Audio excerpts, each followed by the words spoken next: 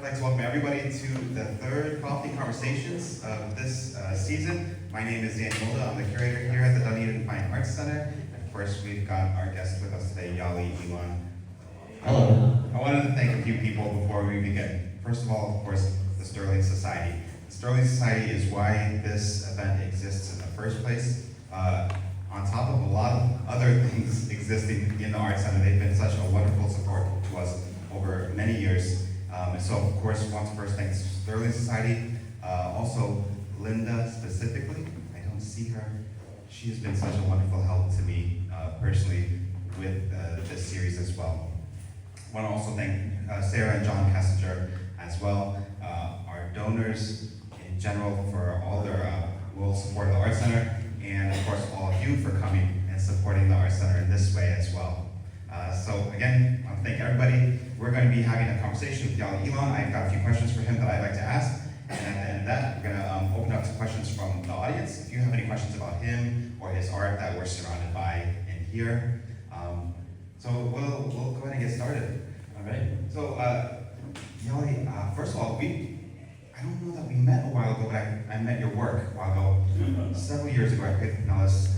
You did a mural on the Pinellas Trail. I think that's where I first encountered your work, but I'm so glad to have you here for a solo exhibition. Before we talk about your work, I want to talk about you and your life, though.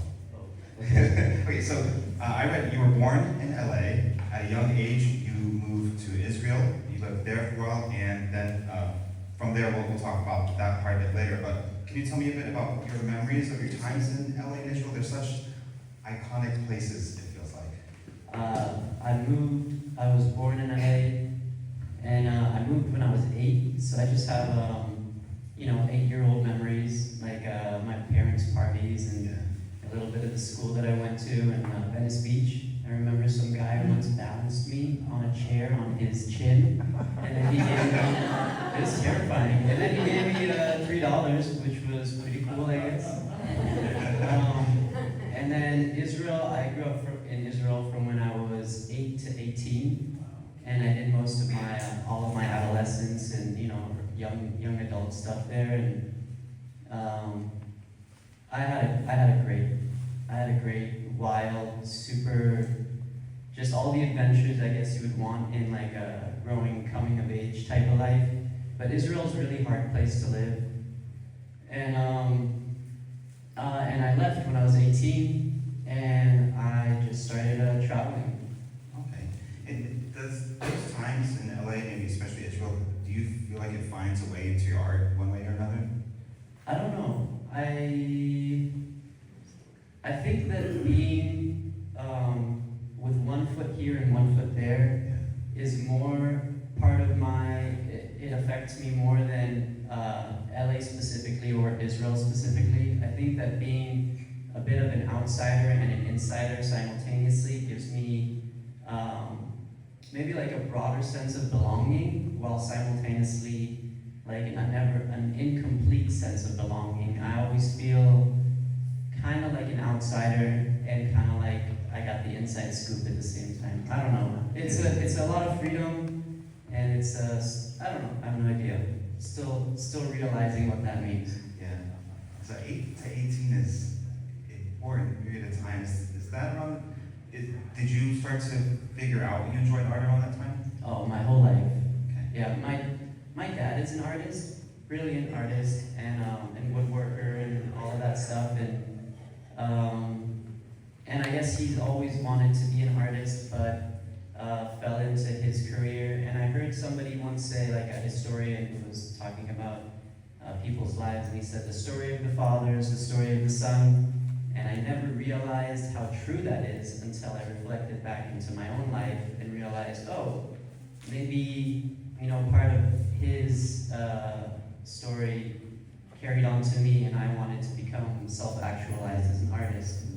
So I think it's always sort of just been my thing, just making art. It's a superpower that I've had, and never stopped working. I had a superpower or mental illness.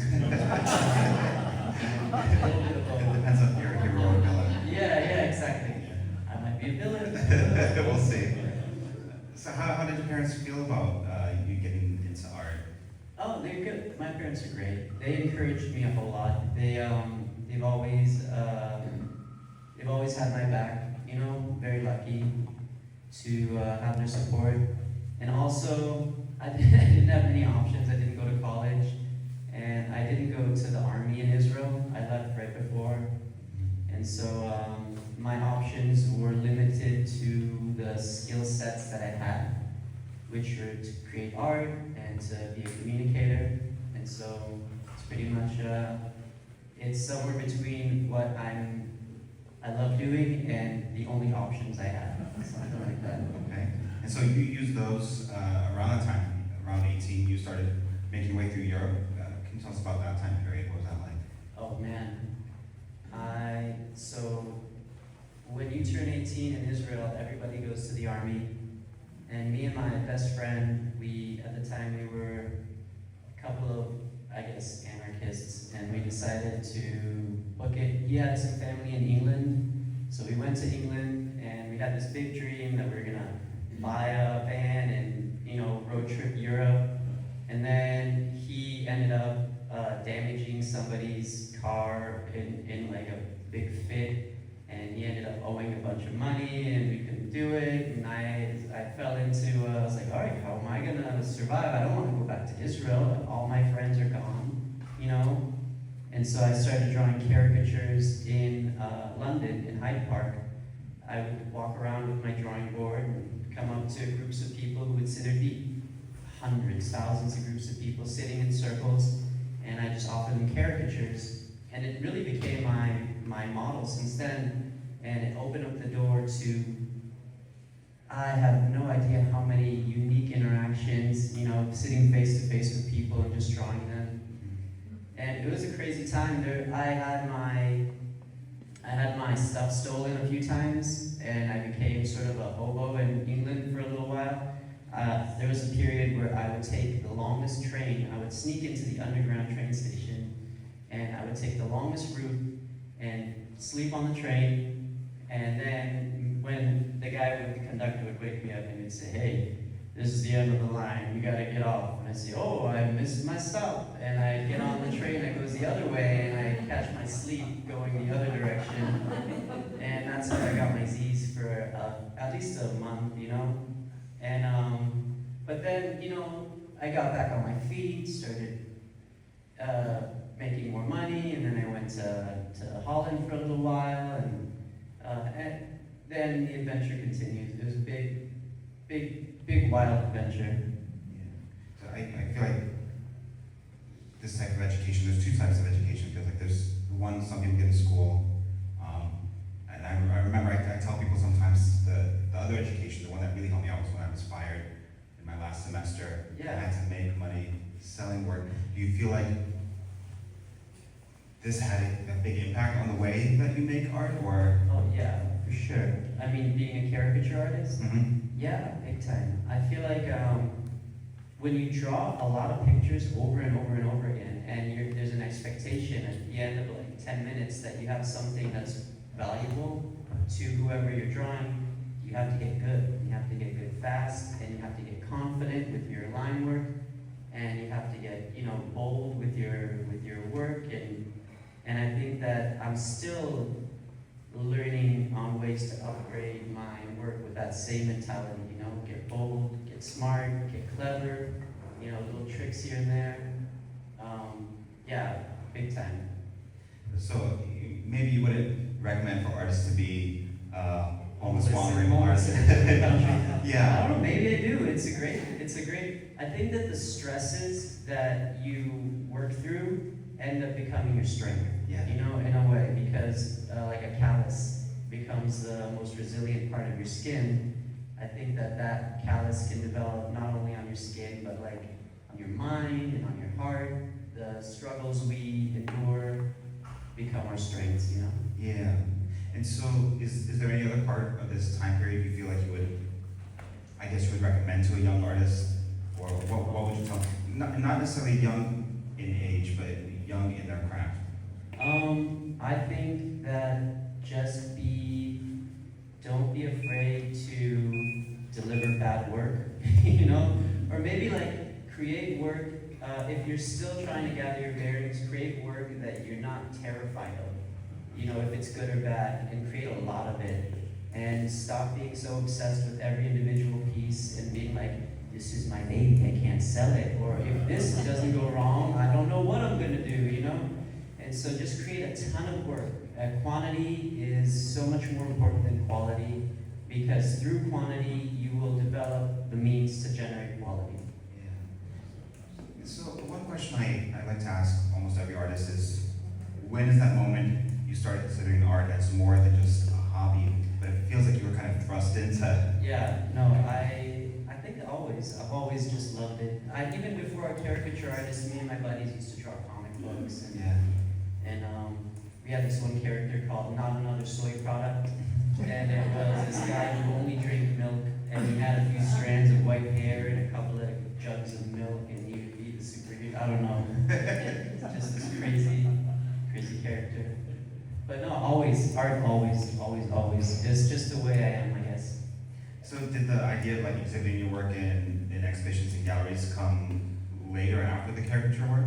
I think I traveled, I moved, I hadn't lived in one place for more than a year, from when I was 18 till I was 29. And I lived in a lot of different places. And so I've always wanted to expand to galleries, but yeah, putting down roots and actually creating a name for myself wasn't an option until, you know, just this last phase of my life. Yeah. And you still do the caricature work too? Yeah, absolutely. Yeah. Forever and ever. Life sentence.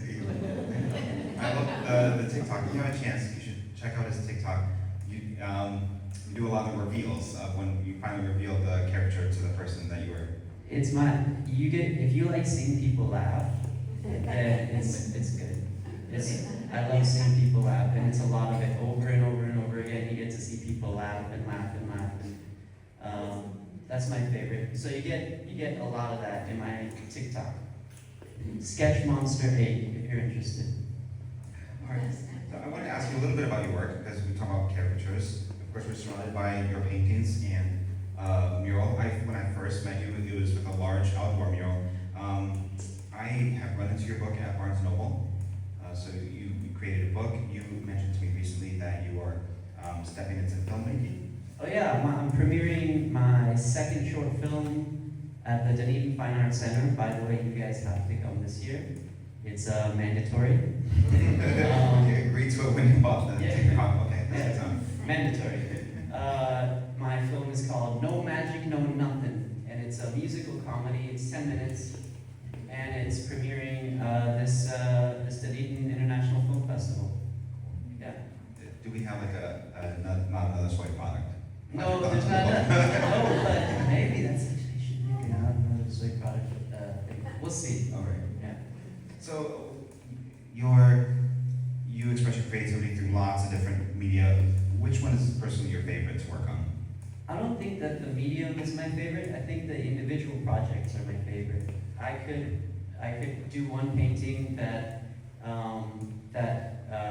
is just like tedious to work through, and then I could have another painting that just grabs me right by the balls, and I just got to paint until I'm done.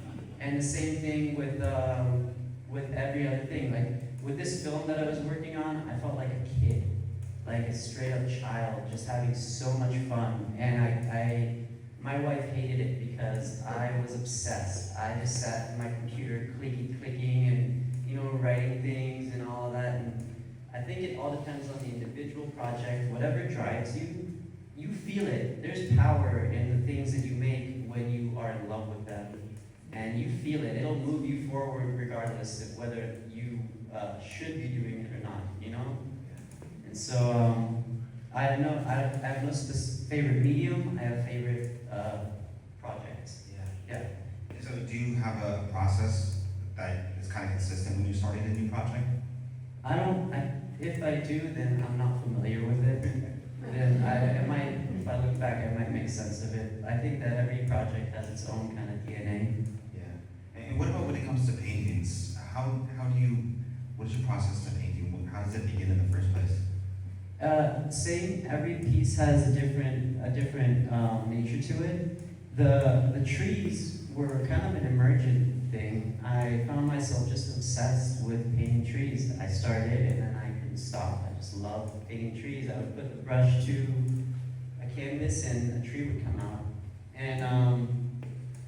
And so I had no idea that this would, like, no process. But contrary, there are pieces that I do plan, like FOMO over there. I had that idea way in advance, or even Garden Island. Those are two paintings that I planned and I thought them through very well before I put them together. So yeah, it depends on the piece. But usually it seems a lot more intuitive when it comes to creating the work. Yeah, like I said, just move forward. Just create quantity, because through quantity, quality will emerge. And if you find yourself without like a great vision, then don't stress out about it. You don't need to create the next masterpiece. Just create something new. And you might end up with 100 trees. And so, and there's nothing wrong with that, And so just keep moving. Just put brush to canvas and just let your natural thing go. And when inspiration for a new idea strikes, then follow that. So this exhibition, of course, is dominated by the trees. Do you find that there's a theme or an idea that's especially important to you that you like to communicate in your work? Yeah, with this body of work, it's nature, really nature. I don't know, I didn't plan a theme, I just realized that I have a lot of nature lately, and so it became the theme. And the other question I wanted to ask is also, is there something subtle in your work that's easy to miss? That's also like case by case type thing. Like this for example, I was talking about the concept of a hermetic stressor, how your strength emerges through your struggles. And I designed the shape of the tree, of the leaves of the tree, to mimic the shape of the cloud. And so, the rain and the thunder and the storm is actually what creates the shape of the cloud, like the strength mimics the tree. Or with FOMO over there, I made it so there's a story behind it. You might miss it if you don't know the story, but she is a party girl who's on her way to the biggest bash ever. And she has 2 flat tires and her phone is dead. And she's got high heels, she can't get very far, and it's already popping off. And she's gonna miss it, and she finds out this is the moment she realizes she's gonna miss it. And so she's got fear. If you don't know what FOMO is, it's an acronym that says fear of missing out. And so that's if you don't know the story for that, you might miss it. Or Garden Island, that's actually my front yard. And it's what it would look like if flooded. And so you might, or there's a little painting over there called the Mother Tree. I actually painted a woman there before I painted a tree over it. And so that's another thing you might miss. You'd have to, I guess a lot of these you'd have to get the inside scoop. But I'm reluctant to give the inside scoop. I like for people to have their own experience with it too. But I don't know. It is interesting to see people develop their own narrative, their own story for the pieces as they come in. And then kind of tell them what I do know about some of the pieces. I love FOMO. I feel like it matches, we talked a little bit about this, that it has kind of that Renaissance drama to it. Yeah, exactly. And somebody showed me some pieces recently. It has that, like the Pieta type sadness, but it's over something that seems so trivial though. Yeah, yeah, I don't know. Yeah, it's got that Roman, not that Roman, that old Renaissance painting feel to it. The great tragedy of I won't make it. Everyone's there and I'm not gonna make it, And maybe it's a mirror. I don't know. I have a question about a piece I've been wanting to ask you since we hung it. So now yes, please. I'm gonna get up for a second. Yeah, absolutely. Okay, so there's this painting over here. The skeleton has a potted plant running into the cave and he's being chased by the thunder cloud. Mm-hmm. I was wondering, what is that narrative to you, if you don't mind sharing that with us? Because is there even something planned ahead of time? There's a little story there. I feel it's a little bit of a, I don't know, I painted that when in a moment of weakness, I started thinking about the world and how troubling the times are, you know? And how this, it feels like there's a big thundercloud coming our way, and it feels like the skeleton, he's already a goner, and he's holding a little piece of life that he's trying to rescue and bring to the cave, and we are the witness to all of this. And I imagine there could be a few different scenarios. You could sit there and be quiet, or you could be like, hey, you know, and then the cloud turns towards you and starts running your way, or but it's an inconclusive, like there's no real message. It's just a little bit of a composition, snapshot of like how I felt at the moment, maybe. Yeah. It feels, I don't know, I might be wrong, but the overall feeling of the exhibition has been kind of one half hopeful and the other half almost a little bit dark. There's a lot of skulls in the... Yeah, spooky. No, I mean, yeah, I don't know. I do have, I feel like it's important to look at the darkness in the world, but I also have this relentless optimism. I truly feel like we are going to be A-okay. I mean, I don't know. I just feel like it's going to be okay. And I feel like so long as we approach the darkness with a little bit of lightness and a little bit of goofiness, then we'll be fine. If you're serious, then the world is a hard, immovable object. But if you're goofy, the world is rubber, you know? And you can fit through situations that otherwise you wouldn't be able to. You gotta be a little bit goofy to become more malleable and adaptive. You know what I mean? Yeah. That kind of reminds me, it's not on my sheet here, but something that we do share in common also is that we're both dads. That feels like something that would be helpful. And as an artist raising kids, do you find yourself encouraging them to be creative the way you are? Big time. Yeah. Oh my God, I love it. And they're creative on their own, you know? They don't need my encouragement. They just need me to not hold them back. Yeah. And at least to have like a stack of paper at home so that whenever they get the urge, they can pull out a stack of paper, got colored pencils and markers, and they use my paints. They eat up my canvases too. My daughter especially, and my son over here. They just be like, Dad, I want to make a painting.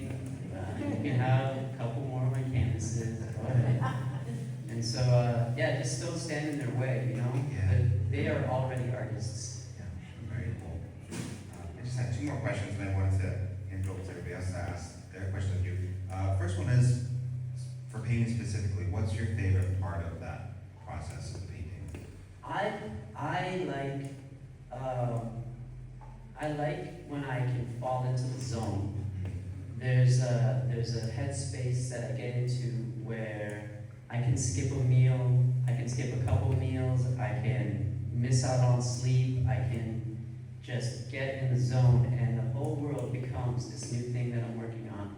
And I come in and out of that headspace when I'm working. I think that usually it's towards the end, when the drawing could be done, but like I have a teeny tiny brush and I'm just like getting into it, you know? When I sort of lose myself, that is my favorite piece of the work. Yeah, and so that brings up another question I ask artists often, is how do you know when the piece is finished? Is that a challenge for you? Yes, 100%. The pieces are never finished. Yeah. Yeah, none of this is done. This is all half finished over here. The only reason it's finished is because we set a date for the show. The exhibition was and opening, that's right. I had to call it at some point. Yeah. And so here you have it, a bunch of incomplete work. Yeah, that's right. That's funny because I feel like characters, you have to like stop drawing at some point and Yeah, turn for sure. on and turn around.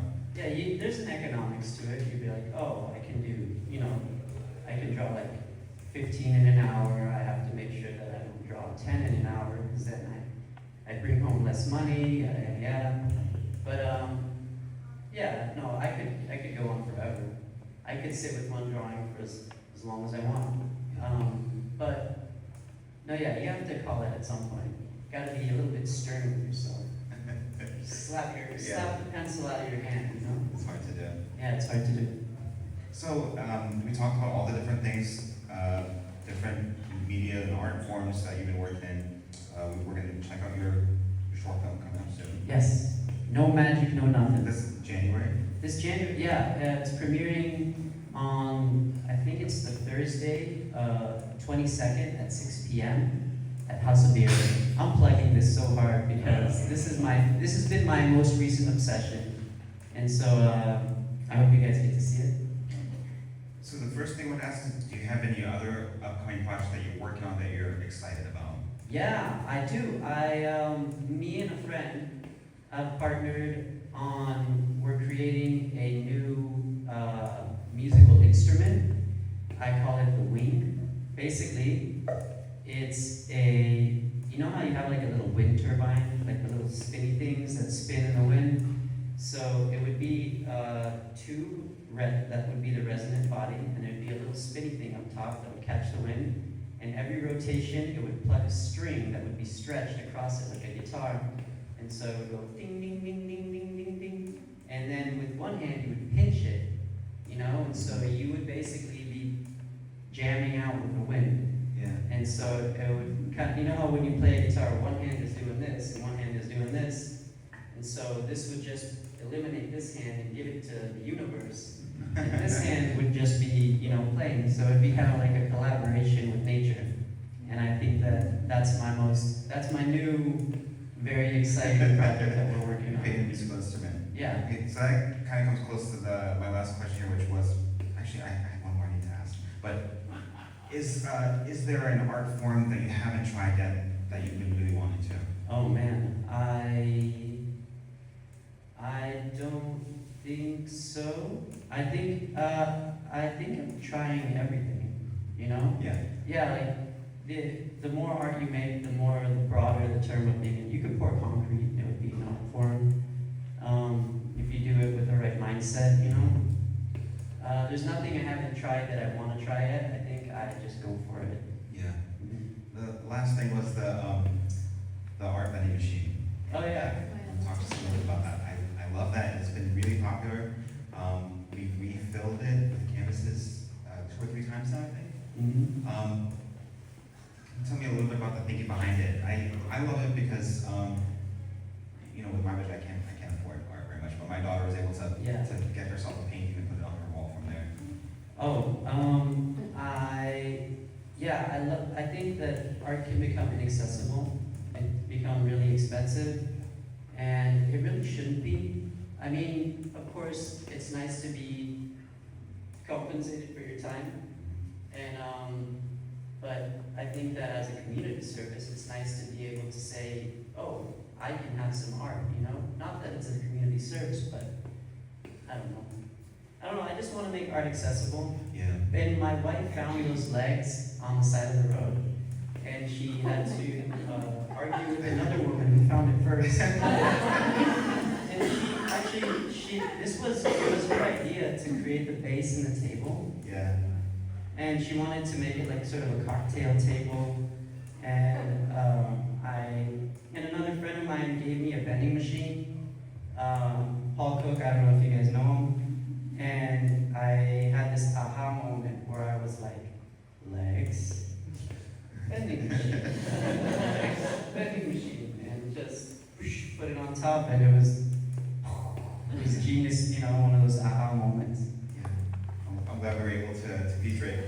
For anybody that's interested in picking up one of the small canvases, buy a token in the gallery shop. You just stick in the token and turn the knob, and the little painting falls out. How many do we have? I think we have 5 left. I think we've got 5 left in there. Yeah. Yeah. So I think that's my questions. I want to leave the rest of it for the audience here. Thank you, Dan. Yeah, it was really nice talking to you. Yeah, man. So questions from the audience? Anybody have any questions for Yhali? Please. You mentioned you're still doing caricatures. Where would we find you? You can find me downtown a lot. Okay. Yeah, I spend time, I have relationships with different restaurants and bars in the area. So you might see me. I might be either at Dunedin Brewery or I might be at Blur. And I also do holiday parties. So maybe if your company's having a party, you might see me like randomly appear with a drawing board. I don't know. Okay. You've lived in a lot of places. How did you wind up here? Yeah. My parents moved here when my parents were in Israel, and I left to go to England. And while I went to England, my parents said, let's move to Florida. And so they moved to Florida, and I would come visit them every now and then. And as a caricature artist, Clearwater Beach is just, year-round work for me. It didn't matter what time of year. And so I would come by, spend some time here, make some money, go on to my next adventure. And then eventually, when I wanted to start my own family, it made sense to be close to family. And then I found Dunedin, and I was like, you know what? I could totally live here. Clearwater wasn't really for me. I always felt a bit apprehensive. A lot of the salt life energy just didn't connect with me. And but Dunedin, I found my people, and so it became very obvious to be here. Nice. Okay. Now, how do you two know each other? I don't know that we ever met back at Creative Pinellas. Grinder.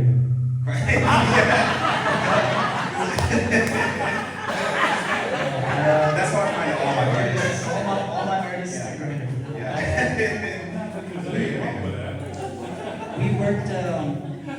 We worked together on a mural project, Creative Pinellas, a few years ago, and then when I came to work here at the Fine Arts Center, I saw him again, and I was like, oh yeah, let's officially introduce myself. It was very cool. Yeah. So Yhali was kind of on the schedule to show before I started working. I was excited to see your name because I was already really familiar with your work. But we moved into this space. We made the exhibition happen. Yeah, and best guy ever. I'm a big fan. But I'm glad we get to work together and probably more soon. Because we kind of talked about it, but you're also really closely associated with the Dunedin International Film Festival too, which is an institution here. My house is the official address for the Dunedin International Film Festival. My wife is the founder and president, and before we were married, I was the creative director there. So I would do all the posters and laurels and logo and all the graphics for it. And then we got married. And so it became even a bigger part of my life right now. Does she know how you met? Oh yeah, 100%. She opens my account for me. All right, that's good. Yeah, that's helpful. All right. When you're painting, are you listening to music or anything? 100%. Yeah, no, I found out that if I listen to music that I like, my paintings are always way better. And if I listen to garbage music, I can't stand my work. And so yeah, I listen to music a lot, all the time. I listen to a lot of, I love, anything. A lot of good stuff. Okay. And because we're happy, fun, whimsical people, and I see that in the hair and on the trees. The trees get a little dark. I was just wondering about that. Oh, they're kind of spooky. Yeah. Oh yeah, I don't know. Maybe it has to do with the music I listen to. I like a bit of a juxtaposition, some lightness and some darkness within the lightness, I think that when you're too, at least for my taste, when my stuff is too one way or too, then it's missing that light, it's missing a little bit of something. But that's just what I like. Yeah, I like skulls too. I think it adds character and darkness to it, but lightness and growth and life, and I don't know. What kind of paint did you use on the wall? I just go to the hardware store and I buy little sample paints, unless I'm using like, maybe like I have a couple of tubs at home of like black and dark gray and stuff, but I just buy like the sample paints and I have 100 of those, all sorts of different colors, so I just use that. And you use them on canvas too? I use them on canvas too, yeah. Mhm. Have you ever done any kind of graffiti or journal? Yes, absolutely. I used to do, yeah, 100%. Yeah. No more comments. This is being built here. I wanted to ask about, this is going to be painted over soon, because we have a new exhibition coming, the walls are going to be white after this. How does that feel? This lived for a few months. C'est la vie, you know, I'm okay with it. I have gotten really good at not being too attached, even though I'm very proud of it, and I absolutely love it, and I love looking at it and saying, oh, I did that. But I also know there's so much more to come in the future, and there's so much, you know, to look back to already. I don't need to be obsessed about everything that gets painted. It's not the first time, is what I'm saying. Yeah, of course. Okay.